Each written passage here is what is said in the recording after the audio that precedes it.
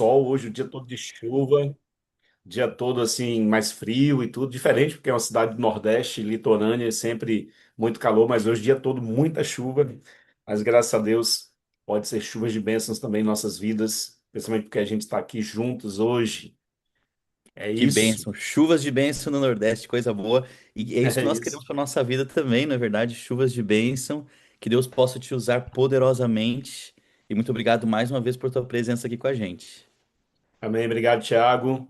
Muito bem, eu vou compartilhar aqui então. Eu preparei a sequência do nosso estudo, né? Na verdade, é um estudo, não é nem sermão, é mais em formato aí de aula até. E eu tenho certeza que vai ser uma grande bênção para a gente podermos estudar a palavra juntos. Bom, hoje nós vamos para o capítulo 2 de Apocalipse, vamos falar um pouquinho sobre as sete igrejas aqui do livro de Apocalipse. Muitas lições espirituais e assim, uma das coisas que eu mais gosto é tentar extrair lições para os nossos dias de cartas antigas, de textos antigos, especialmente a palavra de Deus, ela é um livro atemporal, ou seja, ela teve lições para a época, teve lições para o desenrolar da história e tem lições para os nossos tempos hoje, apesar de ser tempos pós-modernos ou pós-cristãos, nós temos muitas lições que a palavra de Deus pode nos transmitir, e essas cartas, elas têm um significado especial também, porque são cartas que foram escritas para sete igrejas literais do primeiro século na Ásia Menor, mas também são cartas com aplicações proféticas para os nossos tempos, e essas cartas representam a história da igreja no desenrolar das eras, até chegar até nós, que é o período, exatamente o último período, a última igreja da história, que é a igreja de Laodiceia. Então, nós vamos estudar um pouquinho essas cartas e com lições para a nossa vida hoje. Não vai dar para estudar todas as cartas hoje, mas nós queremos abordar nesses próximos dias aí o capítulo 2, capítulo 3 e as principais lições espirituais. Muito bem, estamos avançando aqui. Nós podemos entender um pouquinho do contexto ou pensar um pouquinho no contexto da Europa, que é onde vocês estão inseridos. Eu acredito que o Eterno não enviou vocês aí por acaso, não é? O pastor Tiago está por aí liderando essa comunidade de fé com uma missão gigantesca, né? Pregar a fé num contexto onde a fé cristã não tem a relevância que já teve no passado. Os grandes avivamentos da história aconteceram em Inglaterra, aconteceram na Escócia, no Reino Unido como toda Irlanda, mas hoje a fé passa por um período de grandes desafios. Pregar a fé no contexto pós-cristão, e eu penso que vocês estão inseridos nesse mega desafio de entender o Apocalipse, traduzir numa linguagem que essas pessoas por aí possam entender, sejam imigrantes, sejam cidadãos mesmo, sejam nativos, entender numa linguagem que faça sentido para essas pessoas. Bom, então nós vivemos numa era pós-cristianismo em muitos lugares da Europa. Eu tive em missão no Reino Unido com uma equipe de quatro jovens da Missão Caleb aqui da minha igreja, no meio do ano passado e agora em dezembro, janeiro, e pudemos trabalhar a revitalização de algumas igrejas, resgate de jovens, pudemos trabalhar a implantação de pequenos grupos em igrejas que não tinham PGs ainda, e a realidade é mega desafiadora mesmo. Então, veja, a Irlanda, a Inglaterra, como eu mencionei, a Alemanha também, centros do grande movimento de reforma, né? Grandes reformadores marcaram a história do cristianismo nesses lugares. Hoje são territórios com minoria cristã na prática em si. Não é que não tem tantos cristãos, mas na prática, hoje, cristãos ativos ou que vivem de fato a fé está diminuindo. Então, nós vivemos uma época do desencanto da fé. Ou seja, não é que é uma nação ateia agora, o ateísmo está dominando, mas é uma fadiga espiritual especialmente voltado para a questão da fé em formato de instituição, ou a fé canalizada pelas instituições religiosas. O descrédito é grande, é uma crise de liderança, é uma crise institucional, as pessoas cada vez mais resistentes a uma fé formal e institucional. E essas cartas, elas têm uma aplicação muito especial para esse tempo em que a gente vive, onde há resistência à fé, onde o ceticismo cresce, onde pessoas são resistentes à instituição religiosa em si, aí ao prédio da igreja. Eu tenho percebido alguns movimentos religiosos que têm conseguido furar a bolha desse pós-cristianismo na Europa, saindo dos templos formais e voltando para as casas, como era a igreja no princípio.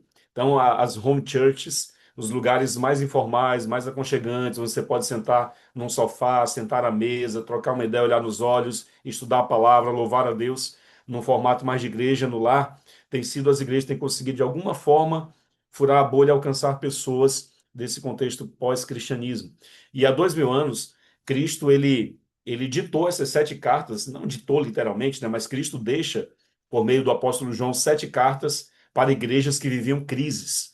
E esse momento, não só na Europa, mas Estados Unidos e Brasil, nós temos uma igreja que vive em crise. Eu vou dar só um dado do Brasil, porque eu estou falando para pessoas brasileiras que estão em missão pelo rei e pelo reino no Reino Unido. Então, veja, vamos pegar só a faixa etária jovem dos 10 últimos anos da divisão sul-americana, que envolvendo os outros 8 países aqui da nossa divisão sul-americana. De cada 10 jovens batizados nos últimos 10 anos, jovens de 15 a 35 anos, 14 saíram da igreja. De cada 10 jovens batizados, são dados oficiais da divisão sul-americana e da Conferência Geral. De cada 10 jovens batizados na divisão sul-americana, 14 saíram da igreja. Ou seja, a velocidade com que estamos perdendo as novas gerações, ela é absurda, ela é muito maior do que a velocidade com que nós estamos conquistando. Ou seja, a igreja adventista ainda consegue conquistar muitos jovens, mas esses jovens não conseguem permanecer na igreja. Então esse é um grande desafio e essas cartas elas fazem sentido para o nosso tempo porque elas trazem uma leitura contextual para o tempo em que a gente vive. Então a Europa, ela não perdeu a fé, porque as pessoas ainda querem ter uma fé, mas as pessoas estão buscando coerência. Esse é o ponto. Então, 7 cidades reais, é importante você saber que essas cartas João enviou, Asa enviou para 7 cidades reais. Estava preso na ilha de Patmos, na Grécia. Certamente havia algum cristão infiltrado nos navios ou no navio que levava suprimentos para aquele presídio de segurança máxima nessa ilha. E algum cristão ali agente secreto, né, de Jesus Cristo, recebia essas cartas de João e levava e espalhava para as igrejas da Ásia Menor. E a grande notícia das cartas, a grande expectativa das pessoas era: João está vivo ou está morto? Quem é que está enviando essas cartas? Só que essas cartas são cartas de Jesus Cristo, né? O próprio capítulo 1 vai dizer que é uma revelação de Jesus Cristo que Deus deu. E quando as pessoas descobrem que João está vivo, elas têm uma fé reavivada também, porque João era o último discípulo vivo. São 7 cidades reais, 7 crises reais que as igrejas viviam naquela época, e vocês vão perceber que são crises reais que a gente vive hoje, e até parecida com as crises daquela época. E Cristo caminhando entre essas igrejas para poder reacender a fé dessas igrejas. Então, as 7 igrejas estavam localizadas, como eu disse, na Ásia Menor, contexto geográfico aí, atual Turquia, distribuídas ao longo de uma rota postal ali, formando um certo arco geográfico.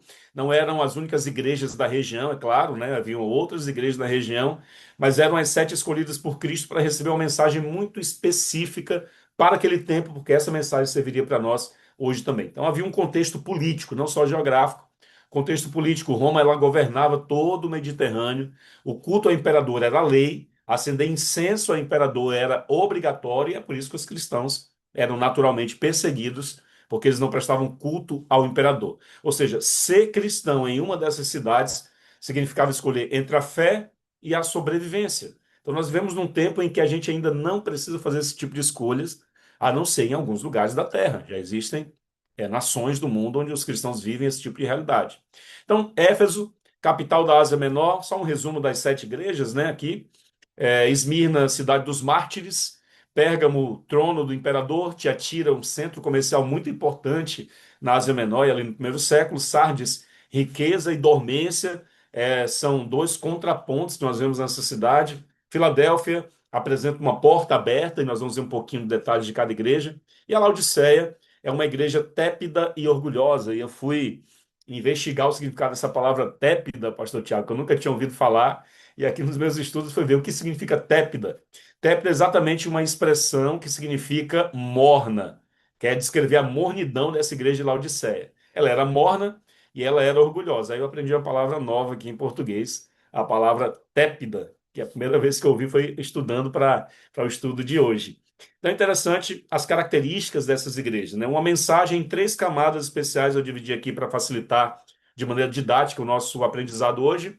primeiro lugar, a primeira camada é uma camada histórica, depois profética, depois universal, são as aplicações que eu quero fazer com vocês. Em primeiro lugar, uma aplicação histórica, outra profética e outra universal. Então, nós vemos cartas reais para comunidades cristãs reais ali do primeiro século, enfrentando perseguição religiosa num cenário em que todos os apóstolos haviam sido assassinados, com exceção do apóstolo João. Havia heresia, havia pressão cultural no coração do Império Romano, e o imperador era uma entidade que deveria ser adorada. Aí nós vemos um contexto profético, cada igreja, como eu mencionei no início, representa um específico período da história do cristianismo, desde o ano 31, que é o ano da morte de Jesus Cristo, até o retorno dele a essa terra. Essas igrejas cobrem todo esse período profético também. Apocalipse 22:16 vai deixar um pouco mais claro esse contexto. E temos uma aplicação universal, Apocalipse 2:7, são princípios espirituais que são atemporais, eles são aplicados, foram aplicados no primeiro século, no desenrolar da história, eles fizeram todo sentido, e para nós hoje também, princípios atemporais que servem para cada crente. Ou seja, a carta que chegou às igrejas da Ásia Menor também chegou a nós hoje, ao nosso país, à nossa nação, ao nosso coração. Antes das cartas, a pergunta mais importante do Apocalipse é quem é Jesus. Porque o Apocalipse é uma revelação de Jesus Cristo. Ele é o personagem central e destituído de Cristo, o Apocalipse não passa de um amontoado de simbolismos, de contexto histórico, geográfico, político. Se Jesus é retirado do centro do Apocalipse, o Apocalipse perde todo o seu poder e o seu impacto. No Apocalipse capítulo 1, versículo 12 ao 18, a visão que antecede todas as cartas. Lá está escrito assim, ó: voltei-me para ver quem falava comigo, ou ver a voz que falava comigo, e vi 7 candelabros de ouro. No meio dos candelabros, alguém semelhante ao Filho do Homem, vestido com uma roupa longa e com um cinto de ouro à altura do seu peito. Sua cabeça e seus cabelos eram brancos como a lã, como neve, seus olhos como chamas de fogo, seus pés semelhante ao bronze brunido, e sua voz era como a voz de muitas águas. Ele tinha na mão direita 7 estrelas, e o seu rosto era como o sol brilhando em todo o seu esplendor. Muito impactante essa descrição aqui de Jesus Cristo. Eu gosto muito porque ela tem um paralelo lá com a descrição de Jesus no livro de Daniel também. São um paralelo bem interessante. Então, Jesus é apresentado no Apocalipse como o primeiro e o último, ou seja, ele é o soberano sobre a história humana. Ele esteve morto. O Apocalipse apresenta Jesus como um cordeiro que esteve morto, mas que tornou a viver, ou seja, a ressurreição valida tudo que Jesus disse. Tudo que Jesus disse. O próprio C.S. Lewis disse que se Jesus ressuscitou, tudo que ele disse é verdade. Se tudo que ele disse é verdade, breve a gente vai estar no novo céu e numa nova terra. Então a ressurreição valida tudo que Jesus disse. A ressurreição, na verdade, irmãos, é a principal doutrina do cristianismo. Paulo ele chega a desafiar os cristãos a dizer o seguinte: se Cristo não ressuscitou, é vã a vossa fé e ainda permaneceis nos vossos pecados. Tem um filme bem interessante que eu até deixo como dica aí, pastor Tiago, para o pessoal que quiser assistir, fortalecer a fé. É o filme Em Defesa de Cristo, está na Prime Video, esse filme, e também tem o livro. É a história de um jornalista ateu chamado Lee Strobel. Ele era o principal jornalista do Chicago Tribune, lá em Chicago, nos Estados Unidos, e ele era um cara ateu, e ele vai investigar a vida de Jesus para provar que Jesus era só um mito, e ele acaba se surpreendendo poderosamente. Então esse filme, ele é bem interessante, e no filme apresenta exatamente o pilar do cristianismo, que é a doutrina da ressurreição, onde esse jornalista mais investigou para tentar desmoronar o cristianismo, e de fato a ressurreição é um pilar. Ou seja, quem anda no meio das igrejas, a Bíblia vai apresentar que ele anda no meio das igrejas. Significa que Cristo não está ausente.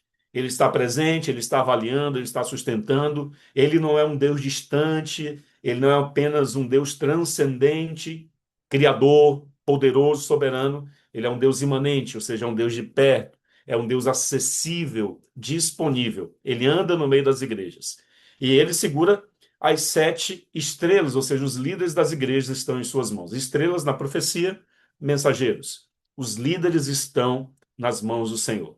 Então, nesse momento aqui no nosso estudo, eu falo para líderes também, certamente o pastor Tiago, líder espiritual dessas igrejas, mas também os anciãos presentes, vocês que ajudam em algum ministério. Cristo, ele segura as estrelas em suas mãos no Apocalipse, ou seja, ele sustenta a tua vida como líder, ele sustenta a tua família, ele sustenta cada detalhe que você tem colocado nas mãos dele. E uma mensagem direta ao pastor Tiago, que compartilha esse ministério comigo. Pastor Tiago, o Eterno sustenta a tua vida nessa missão pelo Rei e pelo Reino. Ele segura essas estrelas em suas mãos, segura a tua família também, te dá força no momento, talvez, da fraqueza, no momento do desânimo, no momento em que desafios se apresentam. Eu estou há 24 anos nesse ministério e mais do que nunca, assim, eu sinto que as orações e a presença de Cristo é aquela que nos mantém como pastores avançando, né? Se não fosse isso, já teríamos desistido há muito tempo, mas o Eterno nos segura e eu tenho a felicidade, pastor Tiago, de estar aqui contigo, compartilhando esse momento e você promovendo esse momento para a sua igreja, né, de estudar o Apocalipse. Então, olha que interessante, né? Cada carta segue a mesma estrutura. Eu fiz um paralelo para a gente entender a estrutura das cartas. Eu acho que faz sentido a gente estudar esse contexto estrutural das cartas, porque você vai ler o Apocalipse a partir de hoje com outros olhos, né? Uma forma. A carta tem uma linguagem pastoral. Cristo conhece cada comunidade em profundidade, então ele fala ao nosso coração. Em primeiro lugar, a carta apresenta mostra uma apresentação de Cristo, né? Essas coisas diz aquele que, ou seja, ela introduz Cristo, todas as cartas. Cada carta cobre um atributo específico de Cristo, relevante para cada situação da comunidade. O segundo ponto que eu destaquei, Jesus diz assim, ó, conheço as tuas obras, né? As cartas têm isso. Cristo, ele não é um juiz distante, como eu falei, transcendente apenas. Ele observa, ele conhece, ele avalia, ele está no meio da igreja, ele segura as estrelas nas mãos, os líderes. A história de cada comunidade está diante dos seus olhos. A história de cada igreja, cada templo vivo. Igreja, entende-se, templo vivo, onde o Espírito Santo habita. Não é o prédio ali. Então, ele faz um elogio nas cartas, é uma parte da estrutura das cartas. Antes de confrontar Cristo, ele reconhece aquilo que é verdadeiro, aquilo que é elogiável nas igrejas, né? Perseverança, fidelidade, amor. Nada passa desapercebido. Todo ato de bondade, toda característica boa, Jesus conhece. Também tem uma reprovação, tenho contra ti isso, ele vai dizendo nas cartas, né? Então ele apresenta uma honestidade radical, ou seja, Jesus, ele é transparente no relacionamento com a gente. Cristo, ele não mascara os problemas da igreja, ele fala diretamente sobre esses problemas e procura ajudar a resolver. Tem também um conselho, ou uma admoestação, e um chamado, arrepende-se, né? É um dos conselhos ali. Cristo não apenas dá o diagnóstico da saúde daquela igreja, mas ele oferece um caminho, uma saída, uma solução para aquela igreja. E, por fim, sempre tem uma promessa. Promessa ao vencedor. Cada carta termina com uma promessa luminosa, né, ligada a Apocalipse 21 e 22. A vitória final é garantida para quem persevera. Tá? Eu gosto muito das promessas. Tem um sermão só sobre as promessas ali nas cartas e é muito legal, muito interessante cada promessa. Ou seja, toda carta termina com uma promessa. Então nós vemos 7 promessas que vão formar um quadro completo da vida eterna, do contexto da vida eterna que são encontradas aqui, ó. Éfeso, darei direito à árvore da vida que se encontra no paraíso de Deus. A promessa a Esmirna, coroa da vida, né? Dar-te-ei a coroa da vida, que você vai ser imune também à segunda morte. A segunda morte não vai ter autoridade sobre você, que é a morte só dos ímpios, né? Dos perdidos ali. A morte eterna. Pérgamo, dar-te-ei o maná escondido, uma pedrinha branca, um novo nome, promessa extraordinária. Autoridade sobre as nações te atira, né? A estrela da manhã mais brilhante do que todas, né? Sardes, vestido, te vestirei de vestes brancas, teu nome jamais será apagado do livro da vida. Olha que promessa maravilhosa para a igreja de Sardes. Filadélfia, te farei coluna no santuário do meu Deus, você vai ter o nome do meu Deus gravado. E Laodiceia, dar-te-ei sentar-se comigo no meu trono, assim como eu venci, e me assentei com o meu Pai no seu trono. Queridos, olha bem aqui dentro dos meus olhos. A Bíblia tem centenas de promessas. Deus é um Deus de promessas. E o que que eu tenho aprendido nos últimos anos? Quando a gente ora, simplesmente baseado em nossas próprias expectativas e desejos e necessidades, nós oramos e a gente fica na expectativa de que nossas orações de alguma forma sejam respondidas. Agora, quando a gente aprende a orar baseado nas promessas, você pode ter a certeza de que as suas orações serão respondidas, por um motivo muito simples. Aquele que prometeu é fiel. Então, quando eu oro em cima da promessa, eu estou orando em cima daquilo que Deus já disse que nos daria. Por exemplo, Jesus, ele disse assim: Eis que eu estarei convosco todos os dias até a consumação dos séculos. É uma promessa que ele está fazendo. Estarei com vocês todos os dias. Aquele que perseverar até o fim, esse vai ser salvo, salvação para aqueles que perseverarem. É uma promessa. Ainda que eu ande pelo vale da sombra e da morte, não temerei mal algum, porque tu estás comigo. Deus havia prometido a Davi que, mesmo no caos, mesmo no vale da sombra da morte, ele estaria presente. Entre outras coisas, Jesus tem muitas promessas. Quando a gente ora em cima das promessas, nós podemos ter a certeza que nossas orações serão respondidas. Devemos aprender a orar baseado nas promessas. A igreja de Éfeso significa desejável, período profético que cobre a igreja de Éfeso. Lembre-se, a igreja de Éfeso era uma igreja real do primeiro século, mas ela também cobre um período profético, a mensagem para Éfeso, que vai do ano 31, exatamente o ano que Jesus morre. O ano 31 é um ano muito importante na profecia, assim como o ano 34, que é o ano da morte de Estevão e da conversão de Saulo, e onde o evangelho vai para os gentios. No ano 34 termina a primeira parte daquela grande profecia das 2.300 tardes e manhãs. Lembra das 70 semanas, né? Ou dos 490 anos, termina no ano 34.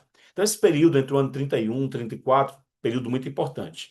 Até o ano 100 é o período que cobre a igreja de Éfeso.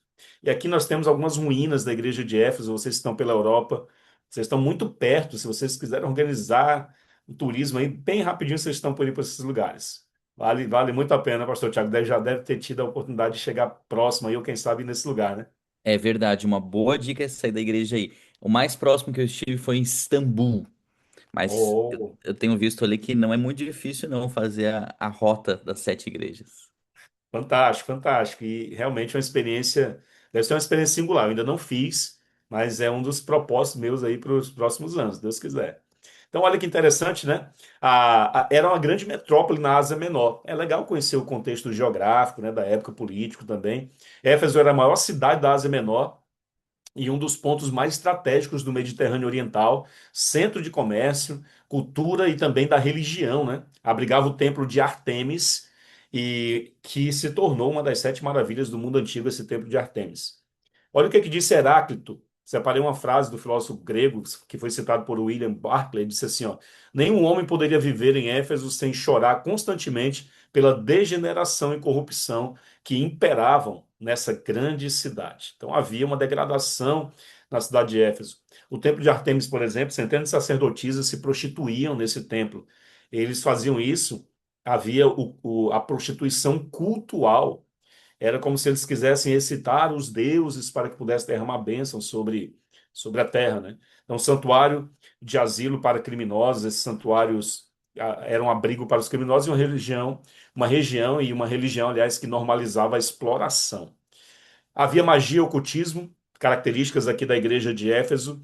Éfeso era famosa pelos escritos efésios, papiros de feitiçaria que circulavam pelo mundo antigo, eram provenientes de Éfeso também. Então, havia toda uma degradação e um contexto para que essa carta fosse enviada especificamente para a cidade de Éfeso. Paulo, por exemplo, em Éfeso, 3 anos de ministério intenso ali em Atos 19, Atos 20. Você vai perceber que a comunidade cristã foi plantada no coração dessa cidade caótica. Paulo vai com muita ousadia e ele planta o evangelho. Então, o que que a gente percebe até, Tiago, que os grandes desafios que a gente vive hoje nos grandes centros, não é, do mundo, não só Brasil, mas mundo, naquela época também era mega desafiador para Paulo chegar num contexto, numa cidade como essa de Éfeso, e plantar uma nova igreja numa cultura completamente alheia ou resistente à fé, né? Então, grandes desafios naquela época e também hoje. Então, aqui nós vemos um pouquinho mais dessa grande metrópole, né, da cidade de Éfeso, o que sobrou dela, pelo menos, um anfiteatro, uma parte do anfiteatro e alguns detalhes mais. Só que a grande repreensão a essa igreja é que eles abandonaram o primeiro amor. É a igreja ali do primeiro século ainda, fervorosa no princípio, né? E agora o que que Cristo elogia nela? Perseverança e esforço contra os maus, é um elogio, discernimento teológico, expôs falsos apóstolos ali, resistência às heresias dos nicolaítas. Era uma igreja inicialmente muito focada, né, nos princípios e viva na fé. O que que Cristo reprova nela? Tem, porém, contra você o seguinte: você abandonou o seu primeiro amor. Todos nós, em algum momento, nós abandonamos o nosso primeiro amor por Cristo e precisamos recobrar esse primeiro amor, ter a fé reativada, reavivada. Então, na ausência de obras, não havia ausência de boas obras, mas havia ausência do primeiro amor, do amor genuíno. Faziam no automático. Então, a comunidade havia se tornado uma máquina de liturgia, de formalidade, uma máquina de seguir ali as rotinas da igreja sem o calor de um relacionamento vivo com Cristo. E, infelizmente, essa é uma reprovação que cabe também para as nossas igrejas hoje. Ou seja, era uma igreja correta na doutrina, mas fria no coração. Nossas igrejas hoje, correta na doutrina, nos princípios, mas às vezes fria no que diz respeito ao acolhimento, ao amor, à missão. Conselhos e promessas. A carta termina nessa estrutura. Lembre-se, arrependa-se, volte ao primeiro amor. Você vai comer da árvore da vida que está no paraíso de Deus. É um resumo da promessa a Éfeso. A igreja apostólica, por exemplo, apresentava fogo, fervor, primeiro amor, só que agora tem resfriamento espiritual. A geração ali dos apóstolos ela foi marcada por um amor intenso, sacrifício, né? Todos eles entregaram a vida por Cristo, a missão se expandindo. Mas ao final do primeiro século, sinais de resfriamento já eram visíveis, as controvérsias doutrinárias já haviam substituído a simplicidade do amor a Cristo. Então, nós vemos aqui, ó, ano 31 nesse gráfico, Pentecostes, nascimento da igreja, a igreja explodindo, todo mundo sendo alcançado, diariamente o Senhor acrescentava os que iam sendo salvos. Aí vem o ano 50 e 60, viagens missionárias de Paulo, Europa, Ásia, África, o evangelho se espalhando. 64 depois de Cristo, perseguição intensa de Nero. Aí você vê os primeiros mártires já sendo mortos em Roma, os discípulos começando a ser assassinados.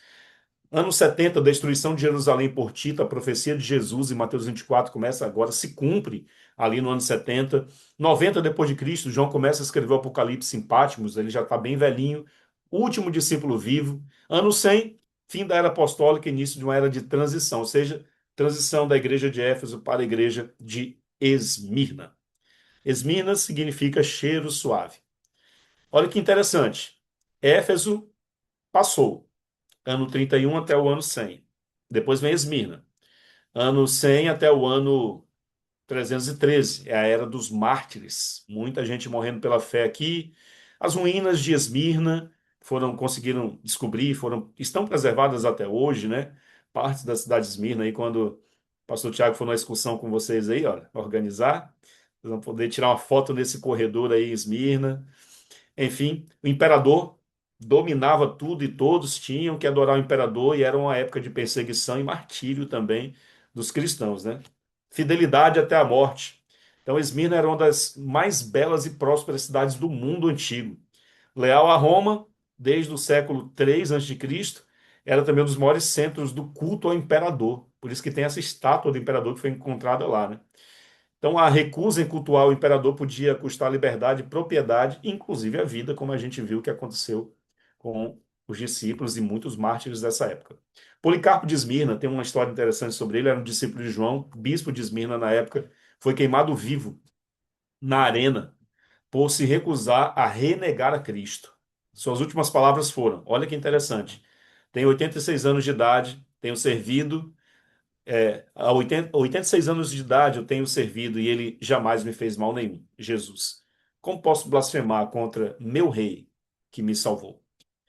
Somente uma pessoa muito conectada com Cristo pode, no momento da fogueira, ter a opção de negar a Cristo e viver ou manter a fé em Jesus e morrer queimado. Ele manteve-se firme até o fim. A promessa é ser fiel até a morte, dar-te a coroa da vida. Essa é a grande promessa. Veja, Cristo ele se apresenta nessa carta como o primeiro e o último. Aquele que esteve morto, tornou a viver.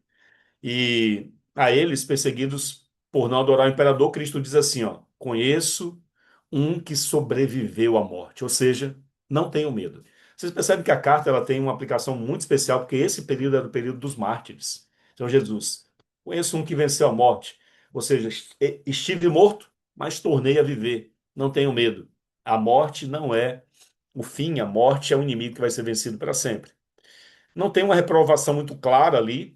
Esmirna é uma das duas igrejas para as quais Cristo ele não apresenta uma repreensão muito nítida, assim, muito clara. Apresenta pobreza material, apresenta riqueza espiritual. Agora o grande desafio: ser fiel até a morte, lhe darei a coroa da vida.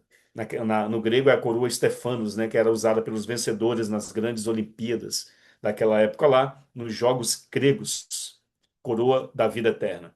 E aqui está um retrato, uma ilustração de Policarpo Quaresma, bispo de Esmirna, sendo martirizado por causa da sua fé, queimado vivo, sem negar Jesus Cristo. Então foi no 13 de junho, né, de 313, o imperador Constantino promulgou o Edito de Tolerância de Milão, pelo qual legalizava o cristianismo. Era uma guinada totalmente inesperada naquela época, de grandes perseguições de 10 anos antes, né? Ou seja, essa profecia de Éfeso, 10 anos de perseguição ocorreu na história, do ano 303 a 313, e agora, do nada, aparentemente, o cristianismo torna-se a religião oficial do império, por causa de Constantino, a jogada política de Constantino. A Bíblia diz assim, ó, passarão por uma tribulação de 10 dias. Quando é que isso se cumpriu em Apocalipse? Então, na linguagem profética bíblica, um dia equivale a um ano, né, conforme Ezequiel 4, versículo 6 e Números 14, verso 34. Então, a precisão dessa profecia é um dos argumentos históricos assim mais poderosos pela origem divina do Apocalipse. Isso aqui é bem interessante, ó.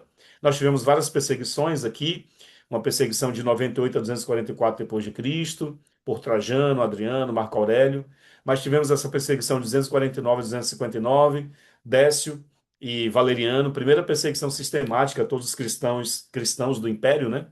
284 a 303, Diocleciano também. Agora, a mais importante que essa da profecia, 303 a 313, foram os 10 anos da profecia, que foi a grande perseguição. A pior perseguição da história. Igrejas foram destruídas, Bíblias queimadas, milhares de mártires foram exterminados. Exatamente 10 anos de tribulação. E em 313 vem o Edito de Milão, aquele que eu mostrei aqui de Constantino, né? Esse Edito de Milão, onde a igreja cristã torna-se a igreja oficial do império. Ou seja, o ciclo de martírio acabou exatamente como havia sido profetizado em Apocalipse. A profecia se cumpre com precisão. E aí vem a carta a Pérgamo. Elevação, casamento. Ela vai agora, perceba, essa carta vai do ano 313 ao ano 538. E ela vai passando na linha do tempo, chegamos aqui ao ano 538, que é fé e o poder imperial, ou seja, a igreja com braços dados com poder político, a união da igreja e o Estado novamente acontecendo. Um altar é erguido a Zeus, hoje esse altar está em Berlim, bem interessante, é algo que une dois mundos, século II a.C., por exemplo, e o século XIX em Berlim. Tem um paralelo bem interessante na história. Pérgamo, ali no século II, abrigava um dos maiores altares dedicados a Zeus do mundo antigo. A cidade era o centro do culto imperial e o primeiro templo romano dedicado ao imperador vivo foi construído ali, né, em 29 a.C. E adorar o imperador não era uma escolha religiosa, era um ato político legal naquela época. Também sediava o santuário de Asclépio, era o deus da cura daquela época, representado por uma serpente, para onde os peregrinos do Mediterrâneo vinham buscar cura em sonhos que eram induzidos ali. Agora, o século XIX, qual o paralelo? Em Berlim. Entre 1878 e 1886, arqueólogos alemães eles escavaram Pérgamo e eles transportaram o altar de Zeus para Berlim. Hoje está em um dos museus mais visitados da Alemanha, essa estátua, né? O que a Bíblia chamou de trono de Satanás ali está a poucos quilômetros de distância de vocês aí, está em Berlim, preservado na capital ali da Alemanha.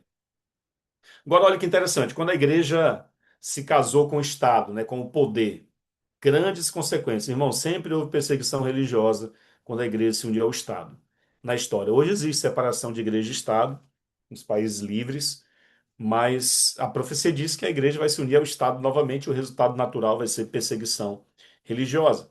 Então houve um elogio para essa igreja, fidelidade mesmo sob martírio, né, sobre a pressão e a morte. Pérgamo não negou Jesus mesmo diante de Antipas, mártir fiel, e a pressão política extrema não rompeu o núcleo da fé. Outro ponto interessante que eu trouxe aqui sobre a carta é uma reprovação à doutrina de Balaão, que era o compromisso com os princípios mundanos, assim, as coisas que saem fora do reino de Deus.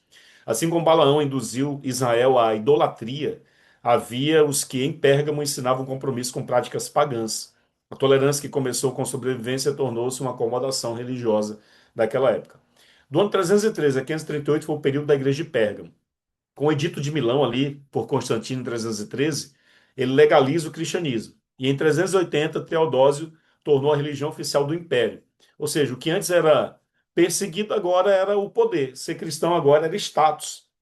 Você tinha segurança em ser cristão porque o império estava protegendo o cristianismo, mas isso não veio sem um alto preço para a igreja. A igreja ganhou status, riqueza, influência política e gradualmente perdeu ali o seu, a sua fé, né, a sua distinção que transformava a igreja em uma comunidade de Cristo, né? Então a promessa ali é o seguinte: maná escondido, pedrinha branca, novo nome, uma nova identidade que Deus prometia para aquelas pessoas ali. E nós vemos todo esse ritual que acontecia no templo, alguns, alguns, algumas imagens, né, de como seria essa igreja hoje, só os restos, né, ali dessa igreja. O altar de Pérgamo é uma magnífica estrutura dedicada a Zeus, construída ali no século II antes de Cristo. Então, só para vocês terem uma ideia desse altar que está no museu, né, para vocês entenderem um pouquinho mais. Dionísio, também conhecido como Baco, por gregos e romanos, ele é o filho de Zeus. Tudo isso imerso na cultura e na história das igrejas do Apocalipse. Biblioteca de Pérgamo foi fundada por Átalo, 241 a 197, antes de Cristo ainda, está aí as ruínas da Biblioteca de Pérgamo. Interessante quando você vê a história, os fragmentos da história e o que a Bíblia relatou, o Apocalipse vai tomando forma e vida diante de nós, né? Então você vai mergulhando na história e vai fazendo essa viagem. Bom, para a gente ir concluindo, Tiatira, né? Sacrifício sem cessar. Lembrando que hoje a gente não vai falar das sete igrejas, vamos completar semana que vem. Período profético de 538 a 1517 depois de Cristo, chamado de a longa noite, né? O período escuro da humanidade. Aí, então, um período já bem maior, né? Quase 1000 anos de escuridão espiritual. Nós vemos ali. Agora, a mensagem de Cristo para essa igreja tem um elogio, a estrutura, né? Amor, fé, serviço, perseverança. As últimas obras são mais numerosas do que as primeiras. Mesmo nos séculos mais sombrios, haviam servos fiéis que não deixaram, o remanescente fiel, né? Sempre permanecendo ali. Jezabel é apresentada ali como uma profetisa falsa, né? Figura de idolatria e também de imoralidade espiritual.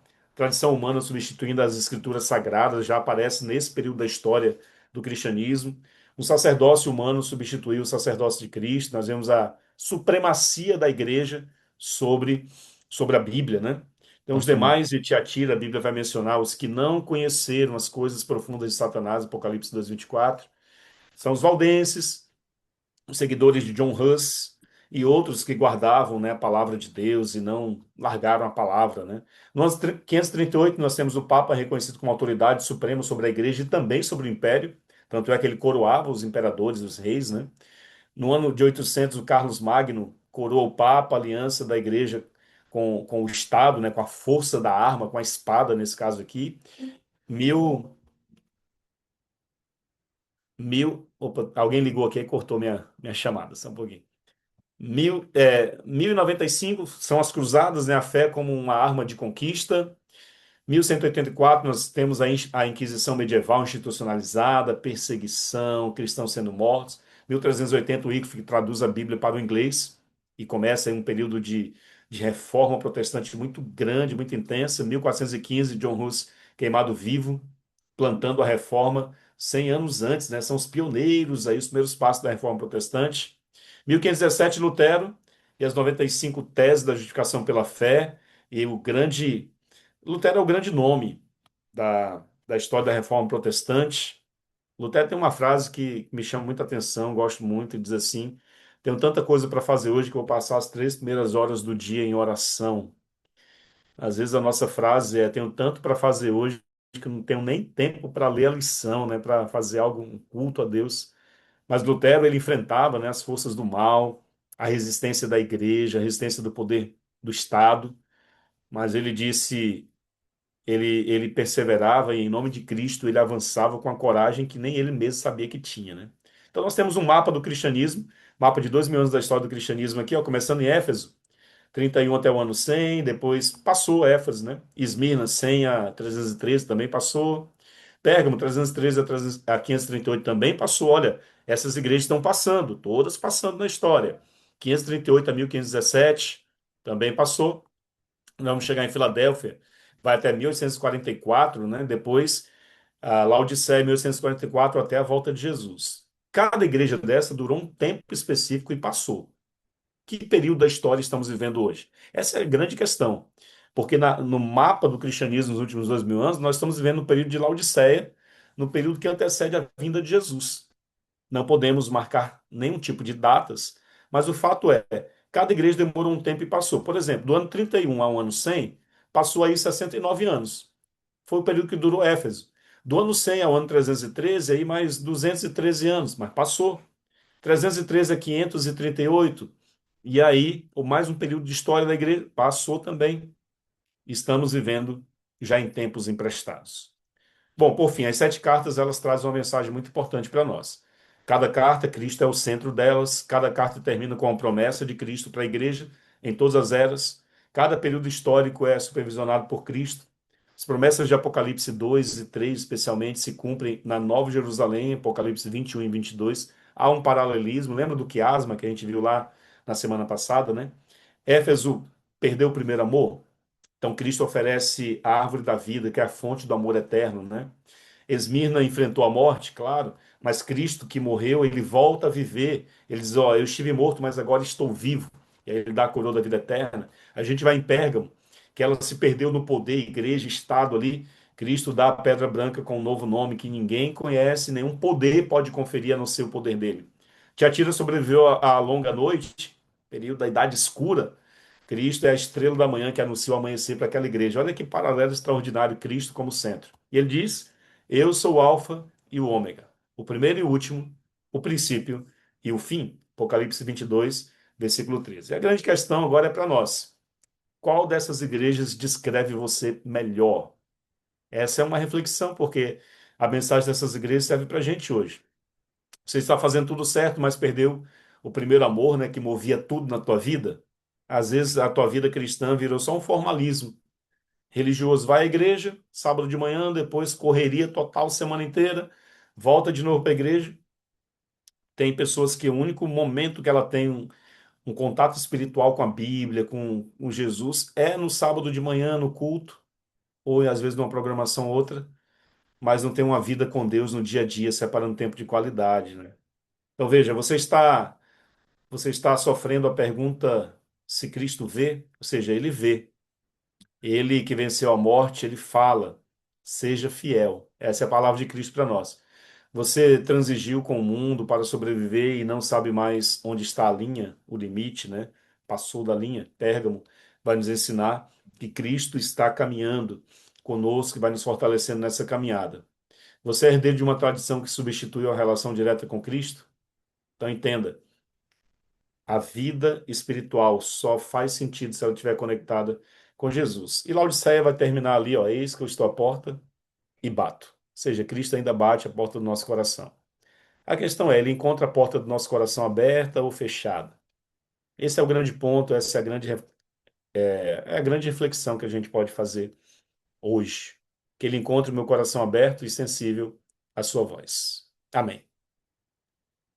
Amém. Que estudo muito bom, Pastor Nilson, a respeito das igrejas, momentos históricos, né, desde Cristo e chegou até a gente hoje, né? Quantas lições, aprendizados, refletindo na história. E o lindo de ver na maneira que você apresentou, né, e que o Apocalipse apresenta, é que Cristo é o centro, né? Ele é quem comunica, é o relacionamento com ele. E é sobre isso que nós vamos cantar agora, essa canção do Inário, Cristo. Quero convidar vocês a louvarem, essa é uma linda canção. E logo depois pedir para o pastor Nilson orar para a gente. Vamos cantar? Pastor Tiago, Pastor Sim, Tiago, eu vou precisar sair agora porque eu tenho uma reunião, mas aí você claro. ora no final e abençoe. Semana que vem estamos juntos, tá Com bom, pessoal? certeza. Sem problema. Pastor, muito obrigado. Deus abençoe e um ótimo restante de tarde para você. Amém. Obrigado. Deus abençoe, E pessoal. Tchau, muito tchau. obrigado. Queridos, vamos abrir nossa câmera, a gente faz isso sempre no final, né? Vamos dar um oizinho aí